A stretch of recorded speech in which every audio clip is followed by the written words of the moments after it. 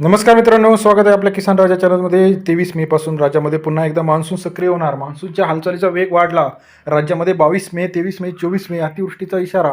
21 तारखेपासून राज्यामध्ये पावसाच्या अंदाजाला सुरुवात झालेली आहे आणि राज्यामध्ये मोठ्या प्रमाणात पाऊस होताना आपल्याला पाहायला गेला. गेल्या काही दिवसापासून जो पाऊस स्थिरावलेला होता, आता पाऊस मोठ्या प्रमाणात वाढता पाहायला मिळणार आहे. गेल्या काही दिवसाच्या तुलनेमध्ये आता पाऊस वाढल्यामुळे सर्व शेतकऱ्यांना आता मोठा दिलासा मिळत आहे. मान्सून उलटा फिरला आहे. एल निनो सक्रिय झाली आहे.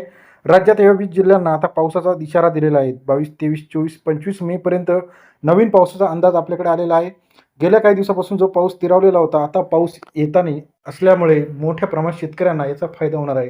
गेल्या काही दिवसाच्या तुलनेमध्ये आता कोणत्या अशा कारणांमुळे पाऊस येणार आहे हे बघणं गरजेचं आहे.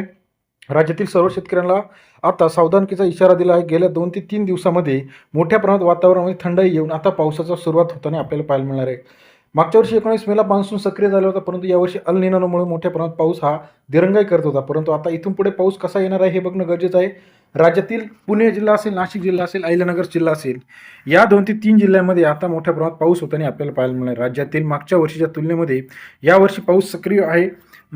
भरपूर अंदाजानुसार असं सांगितलं होतं की यावर्षी पाऊस लेट होणार, परंतु आता पाऊस होताना मात्र सुरुवात झाली आहे. गेल्या काही दिवसाच्या प्रतीक्षेनंतर आता पाऊस आला. यामुळे शेतकऱ्यांची कामाची वेग आता वाढणार आहे.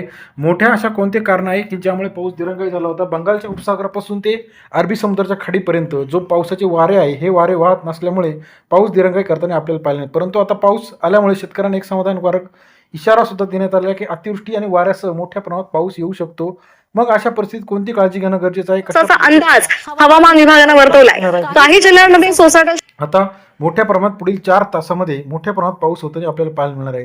14 जिल्ह्यांमध्ये अतिवृष्टीचा इशारा दिलेला आहे. मग याच्यामध्ये कोणते 14 जिल्हे आहेत? तर सोलापूर, सांगली, सातारा, कोल्हापूर, सोलापूर, अमरावती, नागपूर, विदर्भ, मराठवाडा या सर्व ठिकाणी अतिवृष्टीसह मध्यम ते अतिमध्यम इशारा दिलेला आहे. हवामान खात्याने 14 तासामध्ये मोठ्या प्रमाणात पाऊस होणार आहे. आज मोठ्या प्रमाणात पावसाला सुरुवात झाली आहे. 23, 24, 25 मेला अतिवृष्टी सुद्धा होताना आपल्याला पाहायला मिळणार. राज्यातील हवामानाचा अचूक अंदाज आपण चॅनलच्या माध्यमातून रोजच्या रोज मांडत असतो. व्हिडिओ जर आपल्यास आवडत असेल तर लाईक करायला मात्र विसरू नका. येत्या 2 ते 3 दिवसामध्ये अतिवृष्टी राज्यातील सर्व ठिकाणी, पुण्यामध्ये अतिवृष्टी झालेली आहे, त्याचबरोबर अहिल्यानगर असेल, नाशिक असेल, या ठिकाणी सुद्धा आजपासून वृष्टीला सुरुवात झाल्यामुळे शेतकऱ्यांना एक आनंदाचं वातावरण आहे. पावसाचा अंदाज असेल, सर्व नवीन नवीन अपडेट असतील, या सर्व आपण चॅनलच्या माध्यमातून रोजच्या रोज घेऊन येत असतो. व्हिडिओ जर आपल्यास आवडल्यास लाईक करा विसरू नका. आपल्या परिसरात पावसाचा अपडेट काय आहे सांगायला विसरू नका. कमेंट करून सांगा. अतिवृष्टीची लेटेस्ट अपडेट, पावसाचा हवामान अंदाजाचा लेटेस्ट अपडेट व्हिडिओ रोजच्या रोज आपल्यासाठी घेऊन येत असतो. व्हिडिओ आवडल्यास कमेंट करून सांगा. आपण कुठून आमचा व्हिडिओ बघत आहात ते पण सांगायला विसरू नका. व्हिडिओ आवडल्यास लाईक, सबस्क्राईब, शेअर करा. धन्यवाद मित्रांनो आपण दिलेल्या प्रतिसादाबद्दल. मागच्या वर्षी मे मध्ये अतिवृष्टी झाली होती, जून जुलैमध्ये मध्ये सुद्धा अतिवृष्टी झाली होती. त्याचे अनुदान सुद्धा शेतकऱ्यांना मिळाले होते. परंतु आता यावर्षी थोडासा लेट मान्सून असला तरी चांगला मान्सून घसरण्याची शक्यता नाकारता येणार नाही. सर्व शेतकऱ्यांनी आता काळजी सुरू करणं गरजेचं आहे.